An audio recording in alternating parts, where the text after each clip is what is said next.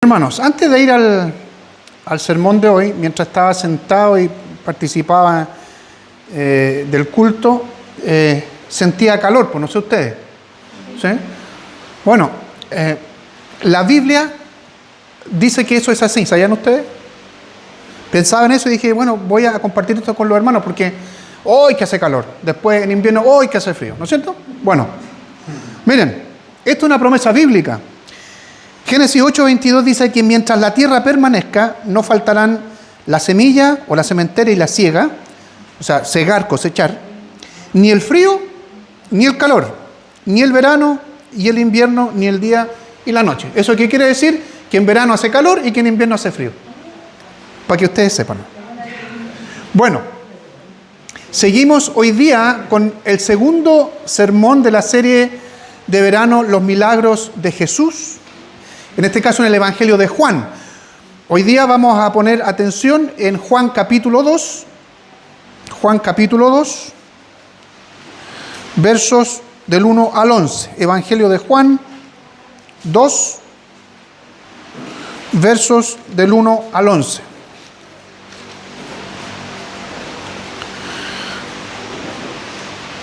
El sermón de hoy tiene que ver con el milagro que está aquí y el título es súper novedoso. El título de hoy es Agua transformada en vino. ¿Ya? Que es de lo que habla justamente el texto que voy a leer y compartir con ustedes hoy día. Dice así entonces, Evangelio de Juan, capítulo 2, verso 1 al 11. Al tercer día se celebraron unas bodas en Caná de Galilea y allí estaba la madre de Jesús. También Jesús y sus discípulos fueron invitados a la boda. Cuando se terminó el vino, la madre de Jesús le dijo, ya no tienen vino. Jesús le dijo, ¿qué tienes conmigo, mujer? Mi hora aún no ha llegado. Su madre dijo a los que servían, hagan todo lo que él les diga. En ese lugar había 6 tinajas de piedra para agua, como las que usan los judíos para el rito de la purificación, cada una con capacidad de más de 50 litros. Jesús les dijo, llenen de agua estas tinajas, y las llenaron hasta arriba. Entonces les dijo, ahora saquen lo que está allí y llévenlo al catador. Y se lo llevaron. El catador probó el agua hecha vino sin que él supiera de dónde era, aunque sí lo sabían los sirvientes que habían sacado el agua. Entonces llamó al esposo y le dijo, todo el mundo sirve primero el buen vino y cuando ya han bebido mucho, entonces sirve el menos bueno. Pero tú has reservado el buen vino hasta ahora. Este principio de señales hizo Jesús en Caná de Galilea y manifestó su gloria y sus discípulos creyeron en él. Oremos. Señor, te damos gracias porque podemos acudir a tu palabra hoy y cada vez que nosotros queramos de manera libre, de manera espontánea, Señor, tantas veces. Hoy día de manera especial lo hacemos en el contexto de este culto que estamos celebrando en tu nombre, Señor, y lo hacemos con gratitud y con adoración.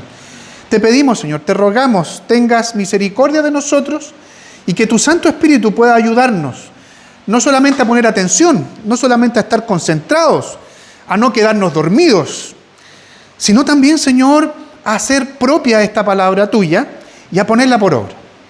Que tu Santo Espíritu me ayude a mí, Señor, a ser claro, a no ser aburrido y a tomar, Señor, lo mejor que hay en tu palabra y poder comunicarlo también de la mejor manera. Oramos en el nombre bendito de Jesús. Amén. Si hay algo bueno que el predicador tiene, que es imposible que el predicador se quede dormido. Lo demás sí. Pero yo no puedo quedarme dormido, si no me caería incluso aquí. Queridos, estamos frente a un milagro. Estamos frente al primer milagro de Jesús, de hecho.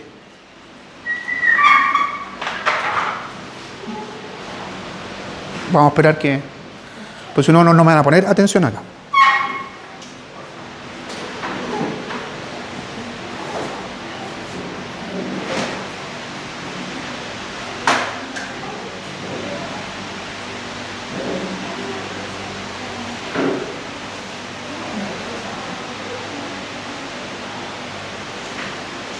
Entonces, estamos, como les decía, de hecho, frente al primer milagro de Jesús.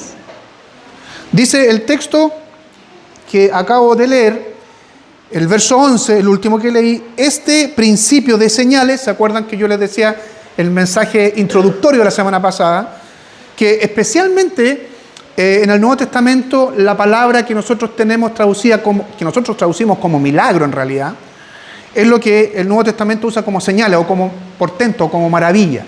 Bueno, dice entonces que este principio de señales hizo Jesús en Caná de Galilea y manifestó su gloria. O sea, fue el primero, ¿ya? La semana pasada, en ese sermón introductorio, con respecto a los milagros, creo que nos quedó claro, entre otras cosas, que Satanás usa su poder para desviar la atención del obrar poderoso de Dios mediante, yo le decía, milagros mentirosos o señales mentirosas. Y hoy, de manera muy especial, lo invito a poner atención en el texto que hoy día acabo de compartir con ustedes, cómo Jesús obra un milagro, obra una señal, y eso tiene un significado también, como yo le decía, está apuntando a algo. Una señal o una seña nos dice o nos apunta a algo especial. Una señal que fue justamente transformar en vino el agua en un contexto especial, ¿ya? Y eso justamente va a ser el primer punto que voy a desarrollar hoy día con ustedes, que van a ser 3. El primero va a ser poner atención al contexto en donde sucedió este milagro. Como segunda cosa, poner atención en el milagro mismo. Y como tercera cuestión, ver algunas consideraciones y consecuencias que tuvo este milagro en la vida de los que estaban alrededor de Jesús en aquel tiempo, para terminar haciendo algunas aplicaciones. Entonces, ¿cuál fue el contexto? Si ustedes se dieron cuenta en el relato, y es importante siempre revisar las circunstancias en las que este primer milagro de Jesús se realizó. ¿Cuál fue? Nos dice que fue la celebración de un matrimonio o la celebración de una boda. Ese fue el contexto. No fue en una convivencia cualquiera, no fue, ¿no es cierto?, en una cena cualquiera, sino que fue en una boda, en un matrimonio, ¿ya? Ahora, cuando nosotros pensamos en un matrimonio, en una boda, en nuestra cultura, claro, tenemos distintas imágenes. Los novios entrando, ¿no es cierto?, después que se hubo una bendición nupcial, llegando ya aplaudiendo, que se parte la torta, que se hace un brindis, que después algunas veces se come, sea un poquito un cóctel, o sea una comida más abundante, un posible baile, qué sé yo, y después de unas 3, 4 horas, así como mucho, 5 horas, eso se termina. Bueno, el contexto hebreo, el contexto judío dista mucho de eso, porque un matrimonio o una boda podía llegar a durar hasta 7 días. O sea, la jarana era larga, ¿ya? 7 días de fiesta. Entonces, ya podemos entender que para 7 días atender a personas que dormían en el mismo lugar, ¿no es cierto?, había que tener bastante comida y bastante bebida, ¿ya? O sea, no era una cuestión de un cóctel, una comida, ¿no es cierto?, un plato de fondo y nada más. No, son 7 días de fiesta. Eso es importante tener como contexto. Y también el texto nos relata que a esa boda, de manera quizás no especial, pero sí fue invitado Jesús y los discípulos que él había llamado hasta ese momento. Que al menos de una manera bastante evidente, eran 4. Algunos dicen que el mismo Juan, el relato, ¿no es cierto?, del Evangelio, estaba presente allí. O sea, Jesús fue invitado y también le dijo, ¿sabes?, invita a tus amigos. En ese contexto no le decían discípulos, invita a tus amigos. Si ustedes ven el capítulo anterior, capítulo 1, allí estaba Pedro, allí estaba Andrés, el hermano de Pedro, Felipe y Natanael, que eran al menos seguro los que estuvieron allí en esa festividad, en esa boda. Y probablemente también el mismo Juan. El contexto también nos hace revisar y nos hace pensar cierta información. Dice que allí estaba María. No nos dice, ¿no es cierto?, como el verso 2, que también Jesús y sus discípulos fueron invitados. No dice que María fue invitada, sino que curiosamente dice que también, y allí estaba la madre de Jesús. No dice que fue invitada. Y esto también es interesante para lo que vamos a ver. ¿Por qué? Porque si María estaba allí y el texto nos dice que fue invitada, no María Victoria, no, María, la madre de Jesús, y nos dice que fue invitada, estaba allí en otras circunstancias. Entonces, podemos inferir que María estaba allí, al menos podemos decir que fue, entre comillas, invitada, pero para servir. Probablemente era o cercana o pariente del novio o de la novia. Y estaba allí justamente para colaborar en la atención de estos posibles 7 días de fiesta. ¿Ya? Entonces, perdón. Entonces, eso también nos da pie para pensar el por qué o la razón de por qué ella se dio cuenta de que el vino se terminó. ¿Por qué? Porque estaba constantemente sirviendo día a día, ¿no es cierto? No solamente comida, sino que preocupándose de que aquí faltó el vino o allá faltó algo, ¿sabes? Se acabó el vino. Y por otras circunstancias también, que son culturales, el vino era común y corriente que estuviera y de manera abundante en muchos lugares. El agua era escasa para beber y se mezclaba mucho el agua con vino, se mezclaba para poder beberlo y no emborracharse, ¿sí? Se diluía un poco. Entonces, el vino era común y corriente. Y María entonces, por eso también nosotros podemos inferir que ella fue la que se dio cuenta, ¿sabes qué? Falta el vino, ¿ya?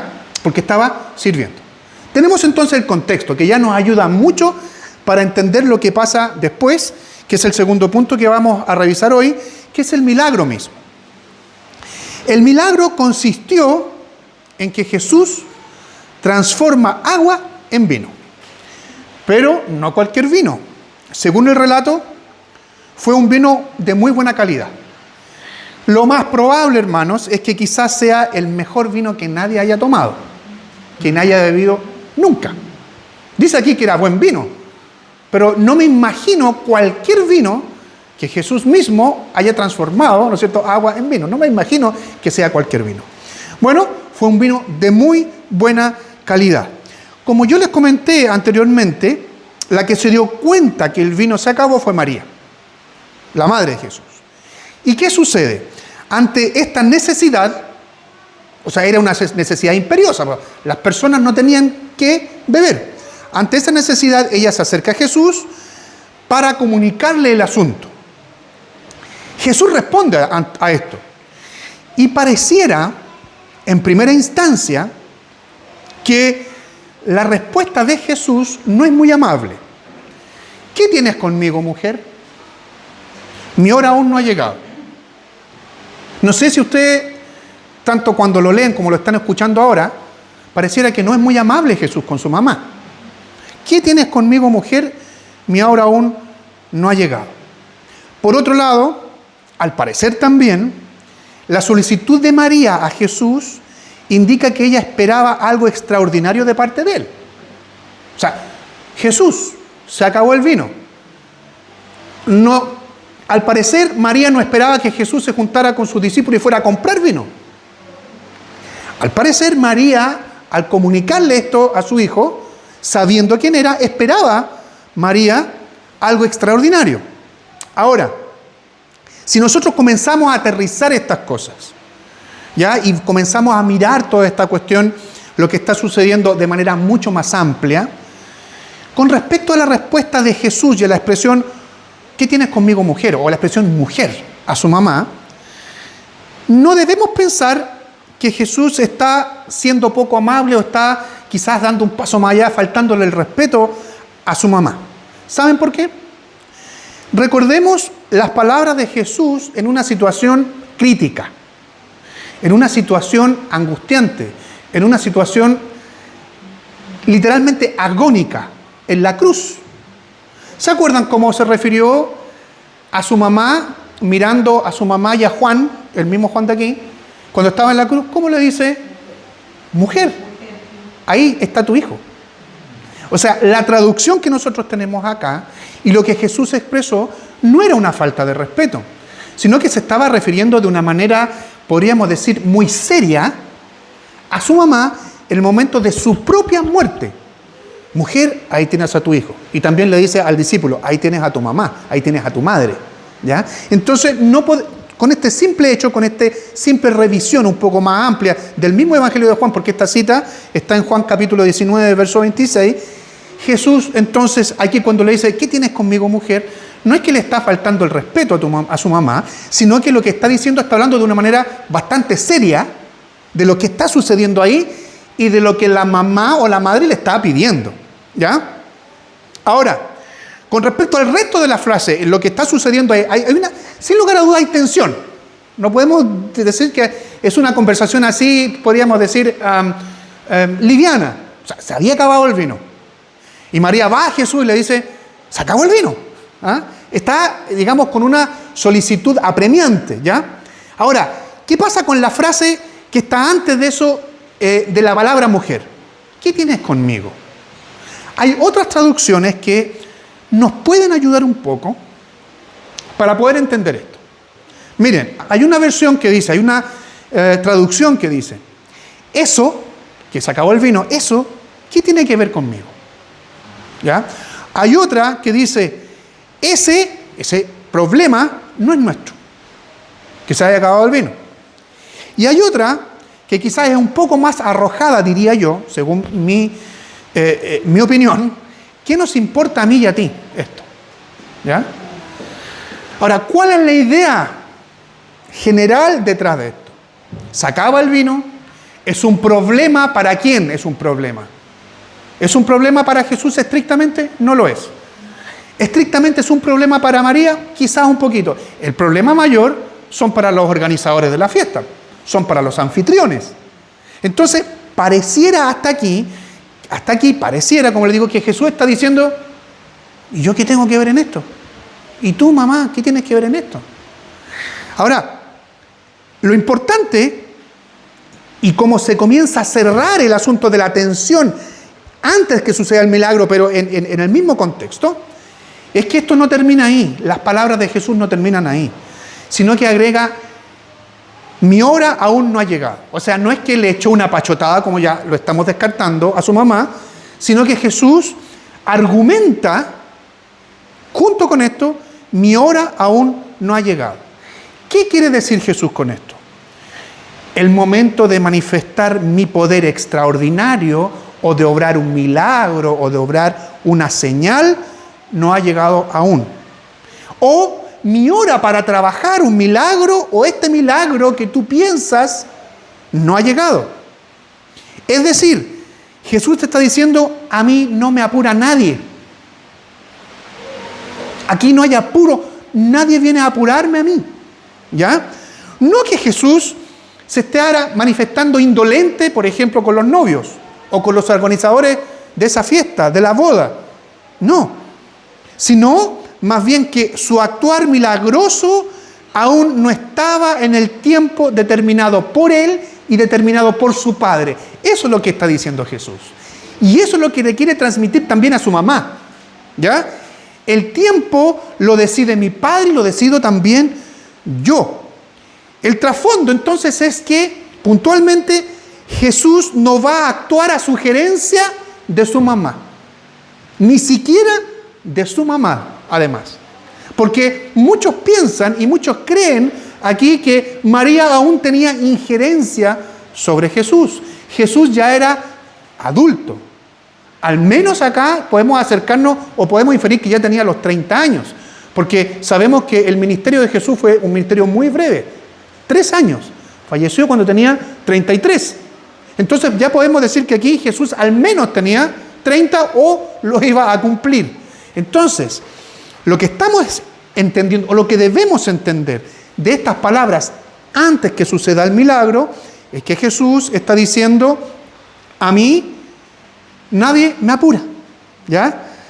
Sin embargo, el Señor da razones, o da razón, para esperar incluso algo extraordinario. ¿Ya? ¿Cuál es? Ahora, en este mismo momento, así, ya no es la hora. Eso está diciendo Jesús. Mi hora no ha llegado. ¿Qué tienes conmigo, mujer? Mi hora no ha llegado. Es decir, ahora ya se acabó el vino, pero ahora ya no es mi hora, no es el tiempo. Y esto es reforzado también, eso que estoy comentando, que estoy de alguna manera transmitiendo a ustedes de la verdad que está en el texto, se refuerza con lo que María dice después. ¿Ya? entendiendo mejor ahora las palabras de Jesús, después de esta expresión de Jesús, que ya hemos revisado, María, ¿qué es lo que dice? Hagan todo lo que Él les diga. María no dice, hagan lo que yo les diga a los sirvientes. Hagan lo que Él les diga. María, entonces, debió entender rápidamente la indirecta o quizás la directa de Jesús, ¿ya? María entendió, ya que desiste en la solicitud. O sea, no sigue insistiendo, oye, pero Jesús, se acabó el vino. No, hagan lo que Él les diga. Le dice a los sirvientes, confiada, sin lugar a duda, que hagan todo lo que Él les diga. Es decir, Él sabe qué hacer. Él va a saber qué hacer. Entonces, para terminar este punto, podemos entender que cuando a Jesús le plació, o como decimos comúnmente, cuando a Jesús le dio la gana, ordenó a algunos sirvientes que llenaran con agua unas vasijas que se usaban justamente para eso, para llenarlas con agua, y especialmente, según el texto, eran llenadas con agua para un ritual que se hacía comúnmente y que los hebreos repetían exageradamente, que era lavarse las manos. Ese era el ritual de la purificación. Se lavaban las manos una y otra vez. De hecho, hay un episodio en la vida de Jesús en que los fariseos lo acusan. Oye, estáis comiendo y no te lavaste las manos. Y Jesús dice, bueno, no es lo que entra al hombre lo que contamina, sino lo que sale. Bueno, ese ritual de lavarse las manos, de la purificación, se usaban esas tinajas para eso. Para lavarse constantemente las manos y poder después comer. Y lo que dice el texto, que esas tinajas eran de piedra. Y esto es importante también, porque puede pasar colado. Eran de piedra. ¿Y qué tiene que ver eso? Eso tiene mucho que ver con el milagro mismo. ¿Por qué? Porque imaginemos que hubiera sido de madera. Alguien podría haber dicho, ah, sí, pero no fue milagro porque era de madera y antes le habían metido vino, claro, y le echaron agua y el agua quedó con gustito a vino. Entonces no fue un milagro. De hecho, hermanos, muchos cuestionan esto justamente por eso. Pero en la Escritura no dice que eran de piedra. Y ustedes saben que la piedra, ¿no es cierto? Si ustedes echan, no sé si tienen morteros, cosas así, ¿no es cierto? Incluso cuando uno muele ajo, la lavan y después queda como que nunca hubiesen... es muy poco poroso. Entonces, es muy difícil que se filtren o que se impregnen ahí olores o sabores. Eran de piedra. Y cada una de estas vasijas, dice el texto, que hacía al menos 50 litros. Al menos 50 litros. Si sacamos cuenta, entre todas, ¿son cuántos? ¿Si eran 6? 300 litros. 300 litros. ¿Ya? Las matemáticas no son para algunos, parece aquí. 50 por 6. ¿Ya? Entonces, las vasijas hacían aproximadamente 50 litros y todo el agua que podía hacer eran 300 litros. Es decir, el milagro, hermanos, no fue un jarro de vino. No fueron 2 y unos pocos litros, sino que fueron cientos de litros de agua transformados en vino. Además, si ustedes se dan cuenta, el milagro puede tener incluso un aliño, digamos así, no es que haya algo en el agua, en el vino, un aliño que dice el texto, fíjense, que después que Jesús dice, llenen las tinajas, les dice, ahora saquen lo que está allí y llévenlo al catador, y se lo llevaron. Todo indica que los sirvientes no tenían idea de lo que había pasado aún. Se dan cuenta recién cuando el catador dice, prueba esto, era vino, lo prueba y le va a decir, y va a felicitar al, ¿no es cierto?, organizador o al novio. ¿Ya? Entonces, todo indica que sacaban agua y esa agua era vino. Sacaban agua y era vino. 300 litros, ¿no es cierto?, que se bebieron, no sé si fue a la mitad de la fiesta, si duró 7 días. Entonces, el milagro o la señal fue algo portentosa. Ahora, como yo les decía, tenemos que tener consideraciones con respecto a lo que sucedió aquí y consecuencias también de este milagro. Una de ellas, y que de alguna manera hice alusión hace un ratito atrás, es que María debió entender en ese momento que la relación madre-hijo, ¿ya?, tenía que pasar ya a un segundo plano para que la relación creyente-salvador fuese la que primara. ¿Ya? La relación madre-hijo que seguramente estaba. Pero Jesús deja en claro aquí que Él es el Señor. O sea, a mí nadie me apura. Ni tú, mamá, me apuras. Tú no tienes injerencia en las decisiones que yo tomo. De hecho, tenía, como yo digo, 30 años. Entonces, María, estamos tomando aquí consideraciones con respecto a lo que sucedió. María debió entender que esa relación madre-hijo pasaría o debía pasar a un segundo plano para que fuera principal la relación creyente, yo, María, el creyente en quien es también ahora Salvador. En ese sentido, hermanos, siempre el centro de la vida de los discípulos de Jesús debe ser justamente Él, Jesús. Segunda cosa, con respecto a consideraciones o consecuencias, que yo no sé si ustedes, cuando piensan en Jesús, cómo nos imaginamos a Jesús, a partir de lo que leemos en la Escritura, generalmente uno tiene imágenes de Jesús o se imagina cómo era Jesús. Pero creo sinceramente que muchas veces los cristianos, especialmente los evangélicos, no leemos mucho la Biblia. O al menos si la leemos, no tenemos la mínima comprensión lectora. La mínima. Solamente comprensión lectora, no estoy hablando de luz del Espíritu Santo. ¿Cómo se imaginan ustedes a Jesús? Estoy casi seguro que la mayoría de nosotros, voy a tratar de actuar aquí, soy a veces muy malo para actuar y a veces muy bueno. Nos imaginamos a Jesús así. Jesús, dime, ¿cómo estás? Bien. Jesús, dime, nos invitaron a un matrimonio. Ah, qué bueno. ¿Se imaginan a Jesús así? ¿No? ¿Cómo se imaginan a Jesús? Entonces, yo creo que puede haber sido demasiado exagerado, pero yo creo que nos imaginamos a Jesús como un, ¿cómo es la palabra? Como un asceta. ¿Saben lo que es? No zeta, como un asceta. ¿Qué son los ascetas? El ascetismo. De esas personas que se alejan del mundanal ruido, que se alejan de los placeres. ¿Y para qué? Para tener una vida, entre comillas, espiritual y ser mejor espiritualmente. Esos son los ascetas, que existen hoy día todavía. Menos, pero existen. Y nos imaginamos a Jesús lejos de la fiesta, lejos de la jarana, lejos de eso. Creo que la mayoría de los cristianos nos pensamos y nos imaginamos a Jesús así. Sin embargo, este hecho en particular nos dice que Jesús participó de una manera activa en una boda, en una fiesta. No podemos pensar entonces que Jesús estuvo sentado en un rincón, sin conversar, sin reírse, sin beber el vino, sin comer, sin bailar, sin compartir con el resto de las personas. Jesús, hermanos, era una persona que compartía constantemente. Es más, era tan patudo que se hacía invitar. Es necesario que muera en tu casa hoy día. ¿A quién le dijo eso? ¿Ah? ¿A qué? Es necesario, o sea, invítame. Es como ese dicho, te invito a tomar once a tu casa. Así era Jesús. Jesús buscaba instancias para compartir y para compartir el Evangelio.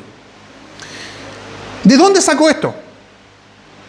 ¿De dónde sacó esto yo? Miren, solamente voy a leer un texto. Este es uno de ellos. Pero voy a leer un texto que son expresiones del mismo Jesús que le está reclamando, está increpando de alguna manera a los fariseos. Está en Mateo capítulo 11, versos 19 y 18.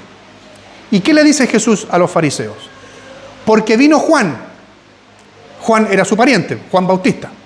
Porque vino Juan, que ni comía, ni bebía. No es que Juan, o sea, alguien tiene que comer y beber para poder mantenerse vivo, ¿no es cierto?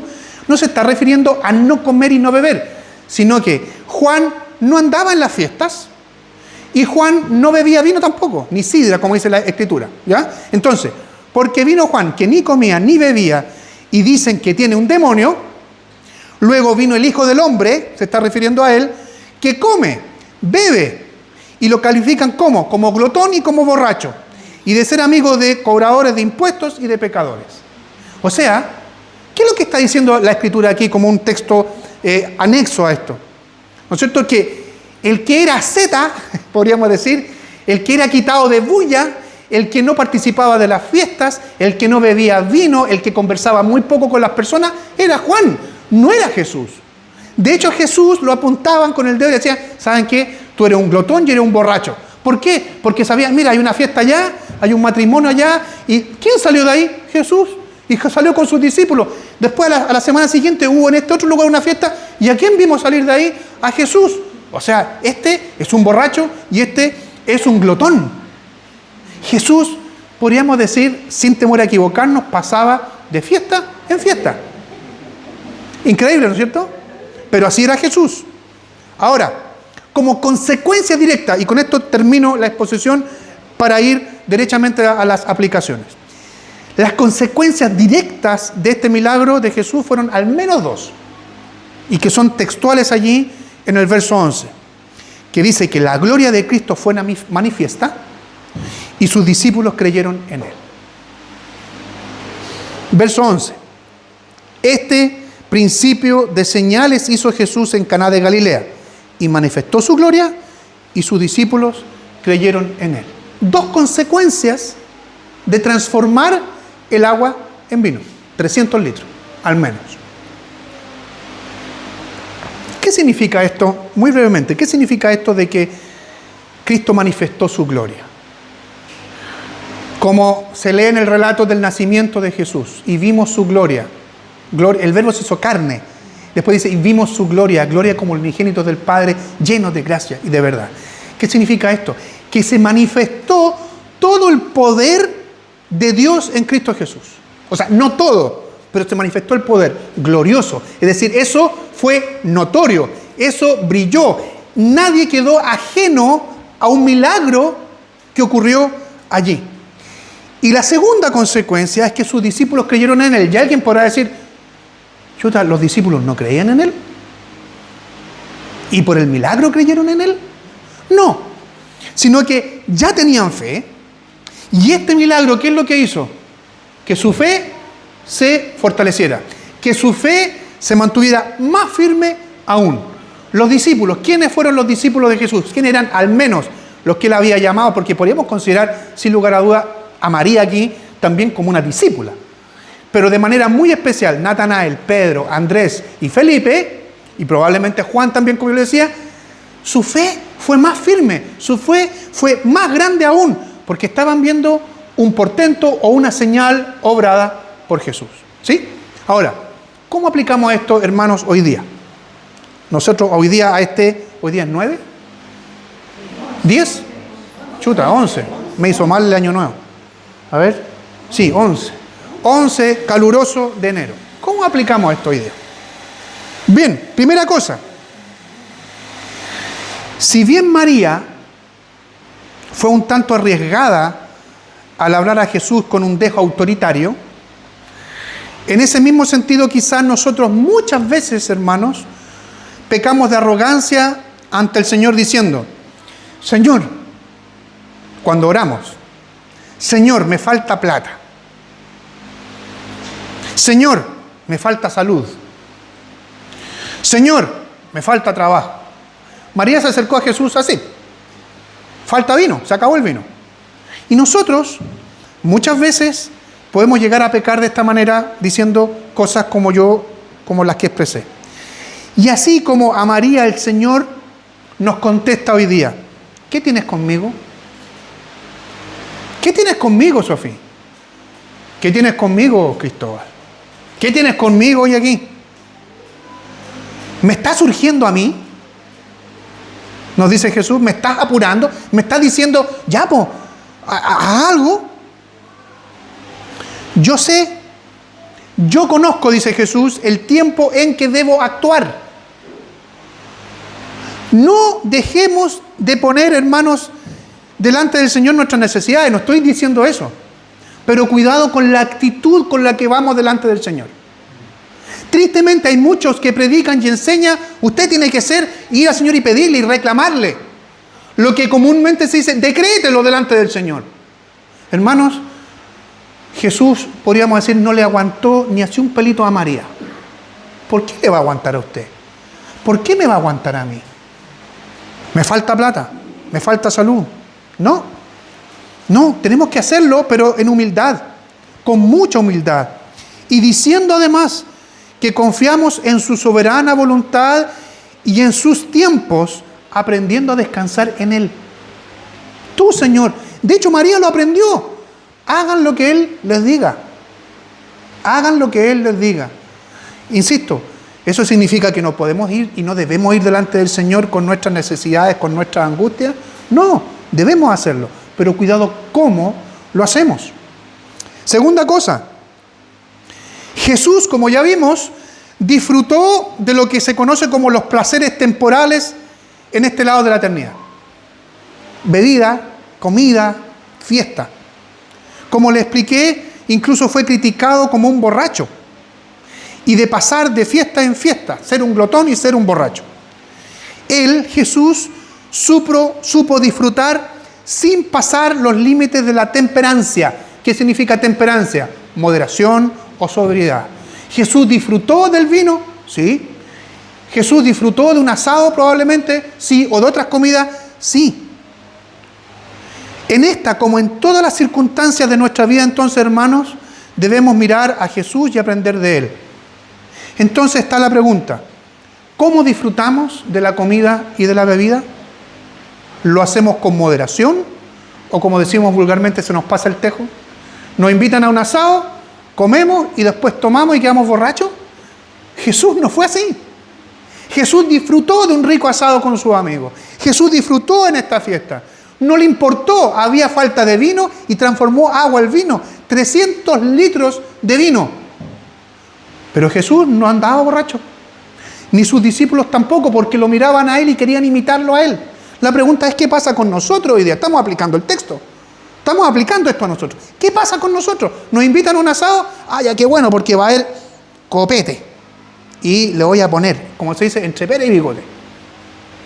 Vamos a tomar como que se acaba el mundo. No. Debe ser con moderación, como lo hizo Jesús. Lo acusaban a Jesús falsamente de ser un borracho y de ser un glotón, pero Jesús no lo era. Y con respecto al milagro mismo, para terminar, o cualquier milagro, en el caso de hoy se nos dijo en la palabra que el Señor manifestó su gloria y sus discípulos creyeron en Él.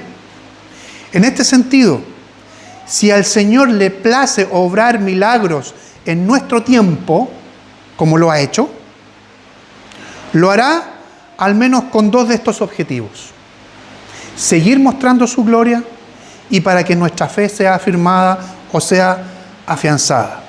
Pero, siempre hay un pero en esto, y en este caso, pero esto último, de que los milagros sean para que nuestra fe sea afianzada, siempre en este tiempo será de manera extraordinaria. No digo portentosa en el sentido milagroso, extraordinaria. ¿Por qué digo esto? Porque la Biblia, hermanos, nos dice que los milagros, si bien son para que nuestra fe sea afianzada, el Señor Jesús no dejó los milagros de manera, podríamos decir, indiscriminada para esto, sino que dejó lo que nosotros conocemos como medios de gracia para que la fe sea afianzada. Pueden haber milagros hoy día, de hecho lo hemos experimentado, y dice, gracias Señor, porque tú sigues obrando de esta manera hoy día. A lo mejor no de la manera que quisiéramos que fueran muchos más, pero ¿saben qué? ¿Cómo se afirma la fe de nosotros hoy día? Justamente a través de la palabra predicada, por ejemplo. Justamente a través de la oración. Justamente a través del evangelio expresado en el sacramento. Por eso, entre otras cosas que cada cierto tiempo saco esto a colación, yo me enojo o yo me inquieto o yo digo, ¿por qué? ¿Cuál es la razón de que a alguien, un cristiano, diga, hoy día no voy a ir a la iglesia? ¿Por qué? Por A, B o C motivo. Y yo siempre he dicho, si hay algún resquicio, si hay alguna excusa para que un cristiano no asista a la iglesia, son porque tuvo que trabajar el domingo de manera extraordinaria, o porque está enfermo y no se puede mover de la camita, porque está con dolor de guata, porque está resfriado o resfriada, da lo mismo. Pero no hay otra excusa. No hay otra excusa. ¿Por qué? Porque justamente aquí son estas cosas las que el Señor deja y dejó para que su fe sea afirmada. Después usted alega, me está pasando esto y no entiendo por qué me está pasando esto, Señor. Porque tu fe está débil. ¿Y por qué está débil? Porque a lo mejor participa del culto, participa de la iglesia una vez al mes o 2 veces en el mes. El Señor, ¿qué pasa si el Señor nos disciplinara de esa manera que tú crees que debes beber o debes comer? Porque no solo nos acordábamos ayer cuando orábamos, y la Joy hizo una oración ayer. Ella, no importa, eso está bien. Ella oró y dio gracias al Señor por los alimentos que teníamos en la mesa. Bueno, ¿qué pasaría si el Señor dice, ¿sabes qué? Tú participas de los cultos 2 veces en el mes. ¿Ya? Te voy a dar comida solamente una vez en el día. A ver cómo te va. Vamos a sobrevivir. Si comes una vez en el día, vas a sobrevivir. Pero vas a empezar a decir, uy, tengo ganas de comerme un sanguchito ahora. No, aguántate, sobrevive hasta el otro día. ¿Qué pasaría? Aprenderíamos, ¿no es cierto? El Señor nos da la comida todos los días. Y de una manera muy especial, un banquete, una fiesta, un día en la semana, hoy día. Y este banquete donde está la comida más nutritiva, donde están las viandas, como dice la Escritura, no lechitas, sino que las viandas es hoy día. Y muchas veces rechazamos esto, queridos. Entonces, el Señor nos ayude a que podemos esperar milagros, sí, pero que no sea eso, ¿no es cierto?, lo que nos llene y lo que nos sustente espiritualmente. Lo que nos debe sustentar de manera muy especial en la palabra del Señor, leída, predicada, pero también los sacramentos y la oración, que son los medios de gracia. Y quedémonos también con esto. Hermanos, nunca en la Biblia se nos ha prohibido gozar de los placeres temporales como la comida o la bebida. El problema es cómo nos acercamos a eso y cómo participamos de eso. Si es con moderación o es con el tejo demasiado pasado, en donde quedamos arriba de la pelota y después nos emborrachamos. Eso es pecaminoso. Y eso el Señor simplemente lo descarta y lo rechaza porque no es la actitud de un hijo del Señor. ¿Cuál es el ejemplo? Jesucristo mismo. Que el Señor nos ayude y que el Señor nos bendiga. Tengamos una palabra.